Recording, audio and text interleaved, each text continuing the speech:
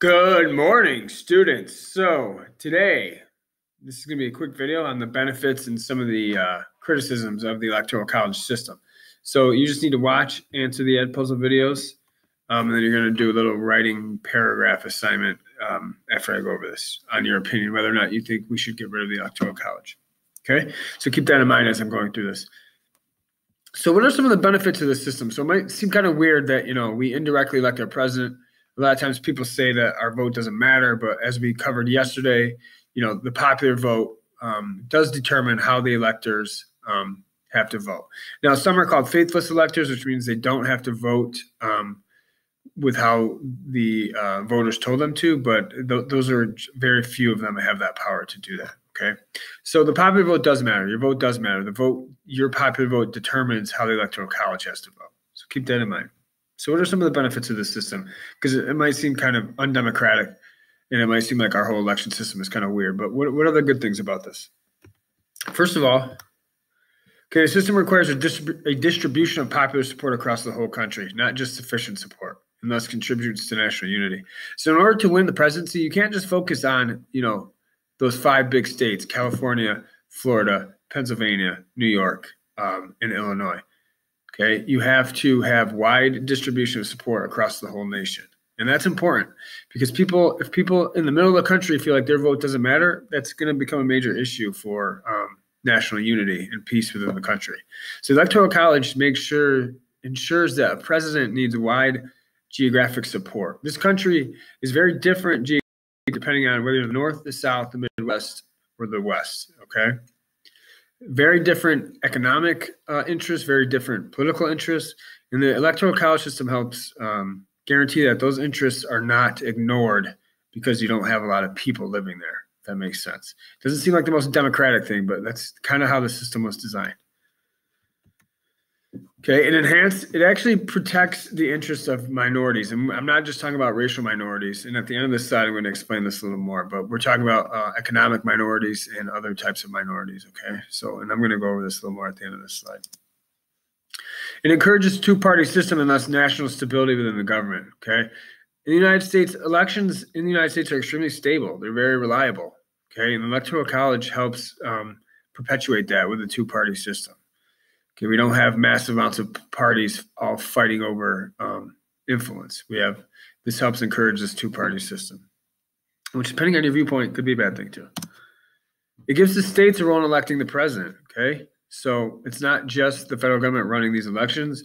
The states get a role in how we elect the president. Without the Electoral College, just a few states would determine every presidential election. Like I said, okay, those 5 big states. Basically, without the Electoral College, presidential candidates would only focus on those states because that's where the most people live. So imagine if you didn't live in one of those states and how you might feel about voting for president. Okay. So this is the explanation of the minority interest thing. The Electoral College is designed to protect minority interests in a variety of forms, whether they're economic minorities, ideological minorities, or racial minorities.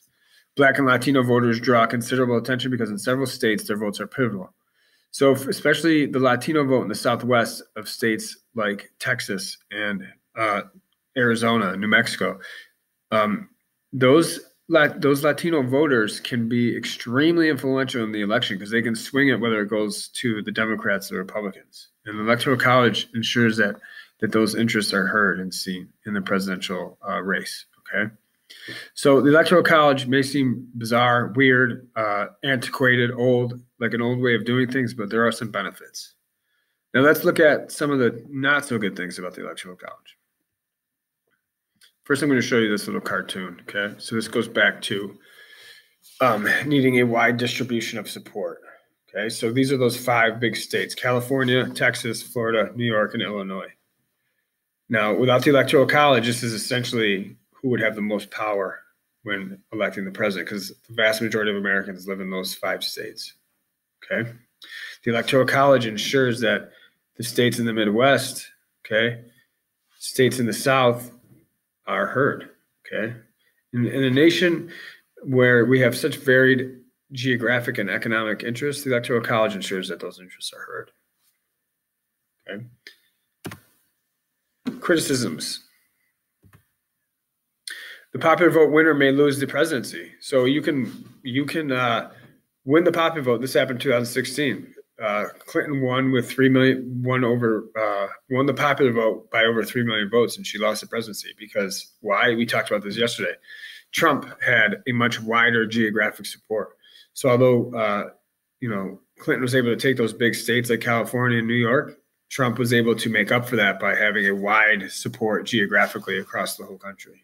Okay, and this, I think, that happened 2 times before, if I'm correct. I know it happened in 2000, and the other time I'm not sure. Okay, but I'm almost positive it's happened 3 times where the president has won but lost the presidency because of the Electoral College. Electors may vote for persons other than their party's presidential and vice presidential candidates. So electors, they're called faithless electors, like I said. So these electors, and they're not all of them. Not all of them can do that. Only some. Some of them can deviate from what the popular vote told them to do, which is not democratic at all. Okay. If no candidate receives a majority, so if no candidate gets to that 270, that magic 270 number, Congress votes and picks the president. So, and this has happened, I think, just once before in the 1824 election. And when this happens, it's usually when there's 3 viable candidates. So if you have 3 people running for president and nobody gets that 270, the election literally kicks to Congress, and Congress votes on, and they get to pick the president. And this usually only happens when there's 3 super popular candidates, okay? Which is rarely happens. Usually the third party candidates usually don't command a lot of the vote, okay? And the territories, like we talked about yesterday, Guam, Puerto Rico, American Samoa, those are people living there are Americans. They're American citizens, okay? But they don't get to vote. And that's a major problem. That's 4 million people who are basically disenfranchised from voting in the presidential elections, okay? So here we have the benefits and some of the criticisms of the Electoral College. So what do you think? Let me kick it back to you. What I'm going to have you do is write a 5-sentence paragraph on your opinion of the Electoral College. Should we keep it or should it go? Use evidence from these 2 slides from what we learned yesterday, okay? Again, you have to use evidence from the slides that I just presented, okay? Hope you guys all have a great day. Don't forget, you got a quiz tomorrow, and I will see you on the other side. Later.